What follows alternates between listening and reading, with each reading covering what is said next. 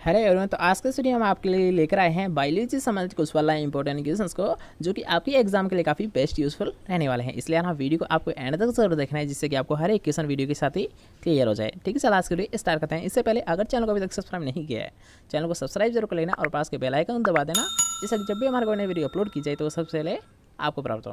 ठीक है, चलो आज के वीडियो स्टार्ट करते हैं। आज कुछ नया सीख लेते हैं।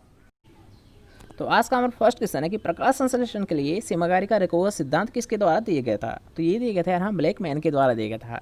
ठीक है, यहाँ पर आपको एक पॉइंट याद रखना है कि सीमाकारी कारकों का जो सिद्धांत था ये किसके द्वारा दिया गया था। ये दिया गया था ब्लैक मैन के द्वारा दिया गया था। ठीक है, एक वेरी इंपॉर्टेंट क्वेश्चन ही बनता है और कई बार आपसे पूछा भी गया है, इसलिए यहाँ इसे रट लेना कि प्रकाश संश्लेषण के लिए सीमाकारी कारकों का सिद्धांत दिया गया था। ये दिया गया था ब्लैक मैन के द्वारा दिया गया था। ठीक है, नेक्स्ट क्वेश्चन क्या होता है। नेक्स्ट क्वेश्चन आपसे पूछा गया है कि गुणसूत्र बिंदु को अन्य किस नाम से जाना है। गुणसूत्र बिंदु का सब नेम क्या होता है, अन्य नाम क्या होता है, तो इसे बोला जाता है यहाँ सैटेलाइट बॉडी के नाम से जाना है। ठीक है यार, हाँ गुणसूत्र बिंदु को सैटेलाइट बॉडी के नाम से भी जाना है। नेक्स्ट क्वेश्चन क्या होता है। नेक्स्ट क्वेश्चन आपसे पूछा गया है कि गोल्जी इकाई का प्रमुख फंक्शन होता है, अर्थात जो यार हाँ प्रमुख जो कार्य होता है ये क्या होता है।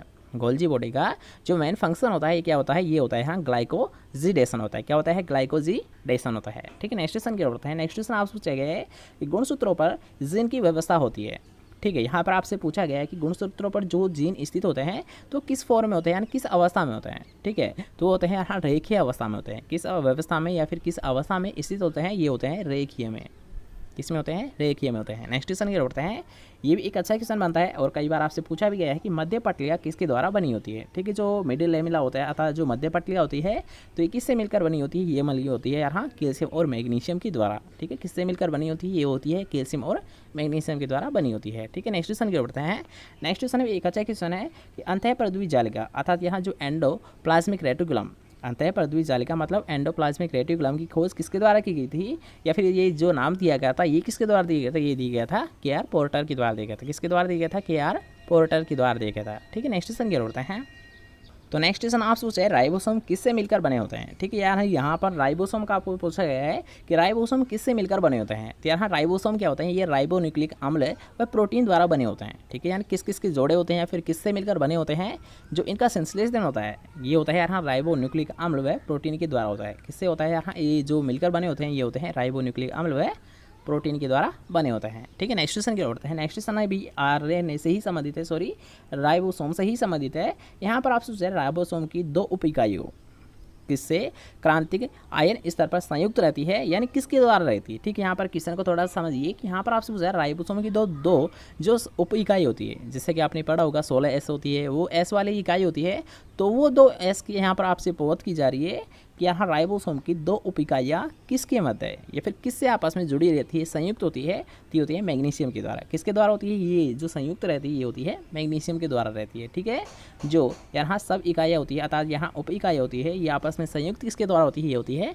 मैग्नीशियम के द्वारा। ठीक है, नेक्स्ट क्वेश्चन क्या होता है। नेक्स्ट क्वेश्चन आप सोचे गए कि एक अर्धसूत्री विभाजन में कोशिका का विभाजन होता है अर्थात कितनी बार होता है, तो ये होता है 2 बार होता है। कितनी बार होता है, एक अर्धसूत्री विभाजन में कोशिका का विभाजन होता है 2 बार होता है। ठीक है, नेक्स्ट क्वेश्चन क्या होता है। नेक्स्ट क्वेश्चन आपसे पूछा गया है कि यदि सेंट्रोमियर गुणसूत्र के लगभग मध्य में होता है तो उसे किस नाम से जाना है। ठीक है, क्वेश्चन को थोड़ा समझिए। यहाँ पर आपसे पूछा है सेंट्रोमियर जब यहाँ गुणसूत्र के लगभग मध्य में होता है तो उसे बोला जाता है यहाँ मेटासेंट्रिक बोला जाता है। किस नाम से जाना है, मेटासेंट्रिक बोला जाता है।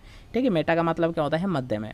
मेटा का मतलब मध्य है, इसलिए याद रख पाओगे यार। हाँ, अगर पूछता है सेंट्रोमियर गुणसूत्र के लगभग मध्य में होता है तो उसे किस नाम से आना है, तो उसे बोला है मेटा सेंट्रिक बोला है। ठीक है, नेक्स्ट क्वेश्चन क्या होता है। नेक्स्ट क्वेश्चन एक अच्छा क्वेश्चन बनता है। यहाँ पर 2 क्वेश्चन है, इनको थोड़ा ध्यान से समझिएगा।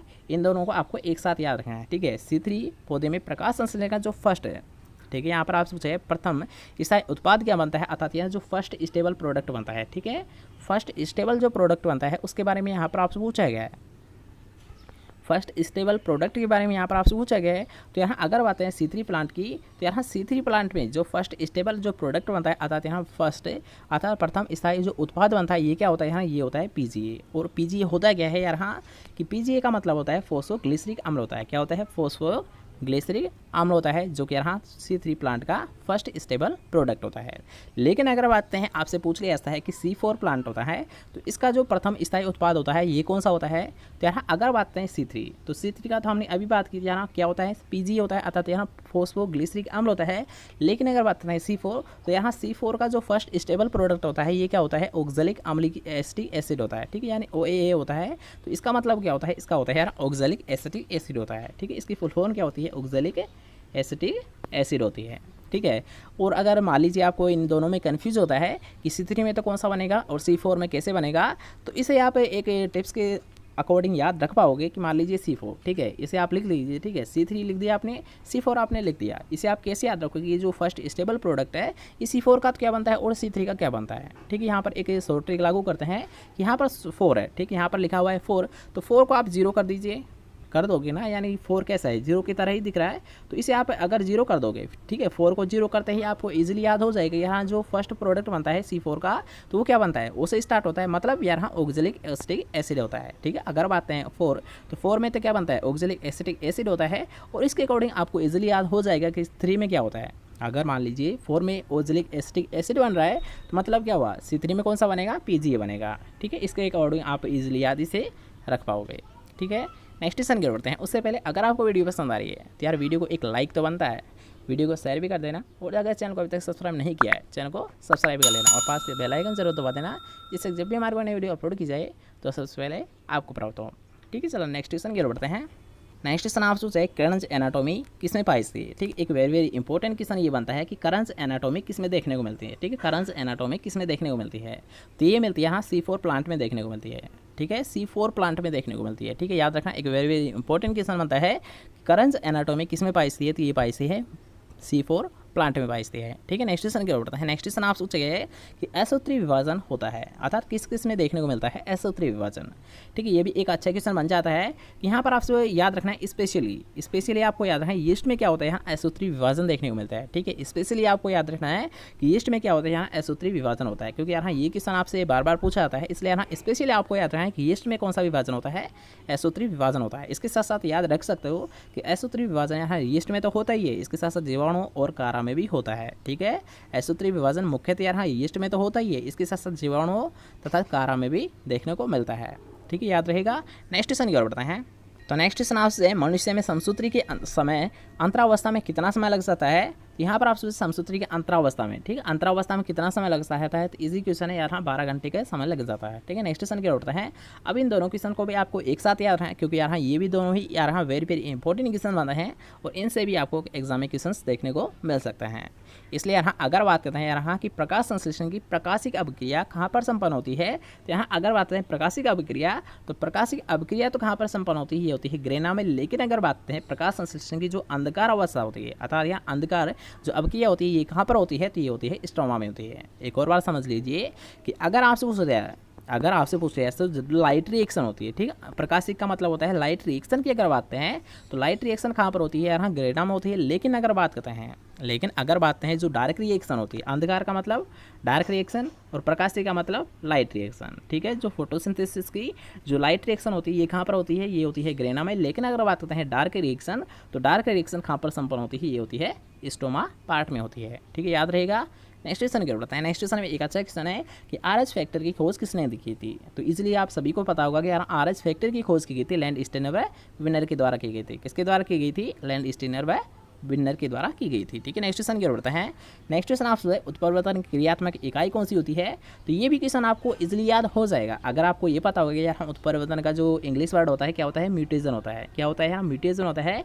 और जो यार म्यूटेशन होता है इसे ही तो यार उत्परिवर्तित बोलते हैं हिंदी में, ठीक है। तो इस म्यूटेशन से ही आपको क्या याद रखना है, यहाँ म्यूटेशन होता है, ठीक है। अगर बात करते हैं इसकी यूनिट क्या होती है, उत्परिवर्तन अर्थात म्यूटेशन की, तो इसी से आप याद रख पाओगे म्यूटेशन का मतलब यहाँ म्यूट्रॉन इसकी यूनिट इकाई होती है। क्या होती है, यूनिट या फिर इकाई कौन सी होती है, म्यूट्रॉन होती है, ठीक है, इसलिए याद हो जाएगा। नेक्स्ट क्वेश्चन की ओर बढ़ते हैं। नेक्स्ट क्वेश्चन आपसे वे क्रोमोसोम जो लिंक का निर्धारण करते हैं क्या कहलाते हैं, तो उन्हें बोला जाता है एलोसोम को बोला जाता है, ठीक है। यहाँ पर पूछा गया है कि जो लिंक का निर्धारण करते हैं उन्हें किस नाम से जाना जाता है, तो उन्हें बोला जाता है एलोसोम वाला नाम से जाना जाता है, ठीक है, याद रहेगा।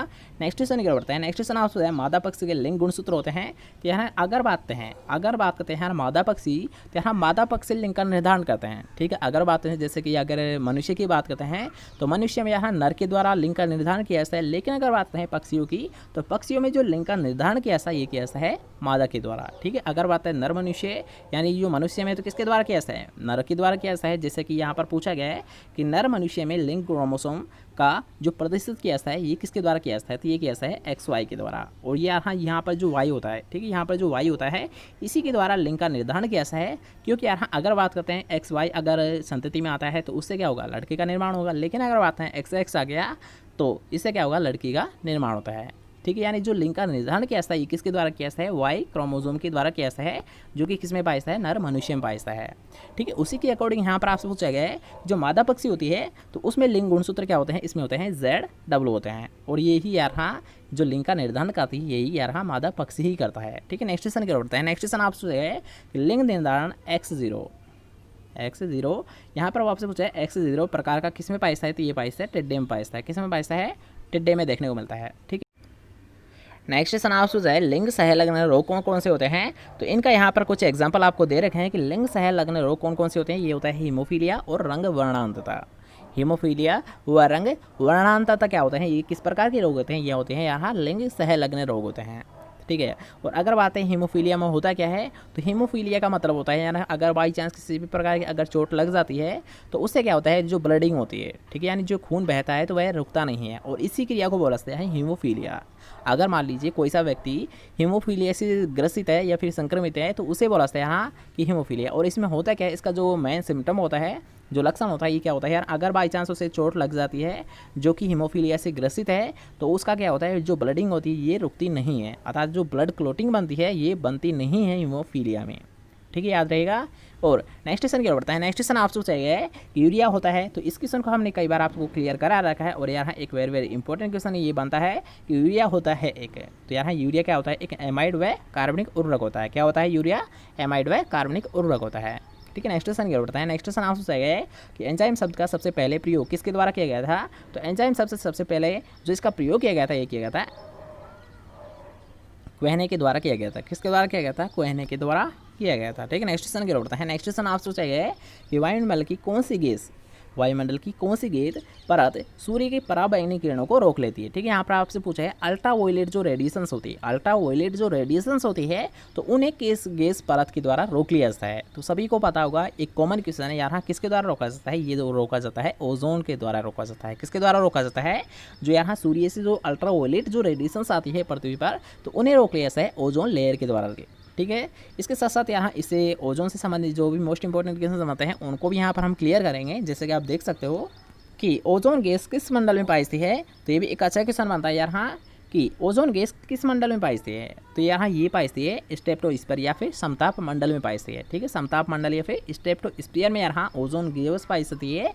और इस ओजोन गैस या फिर ओजोन परत के द्वारा यहाँ अल्ट्रावायलेट रेडिएशंस को रोका जाता है। नेक्स्ट क्वेश्चन है कि ओजोन दिवस कब मनाया जाता है। तो ओजोन दिवस मनाया जाता है 16 सितंबर को। कब मनाया जाता है, 16 सितंबर को मनाया जाता है। ठीक है, नेक्स्ट क्वेश्चन क्या बढ़ता है जो कि एक वेरी इंपॉर्टेंट क्वेश्चन बनता है और आज का हमारा लास्ट क्वेश्चन भी रहने वाला है कि जीव द्रव्य सिद्धांत किसके द्वारा दिया गया था, किसके द्वारा प्रतिपादित किया गया था।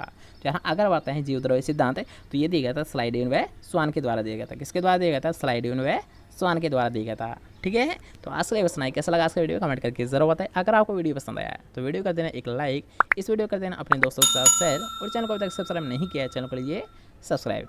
और आपका कल टेस्ट लगेगा इसलिए यहाँ थोड़ी सी तैयारी करना। जिसको पता नहीं है टेस्ट का तो वो एग्रीकल्चर के 500 मोस्ट इंपॉर्टेंट क्वेश्चंस को तैयार कर लेना, उसका कल टेस्ट होने वाला है। ठीक है, मॉर्निंग में 9:15 पर आपका टेस्ट स्टार्ट हो जाएगा, इसलिए सभी तैयारी करके आना, अच्छे से तैयारी करना, अच्छे से टेस्ट देना। ठीक है, ओके, बाय बाय।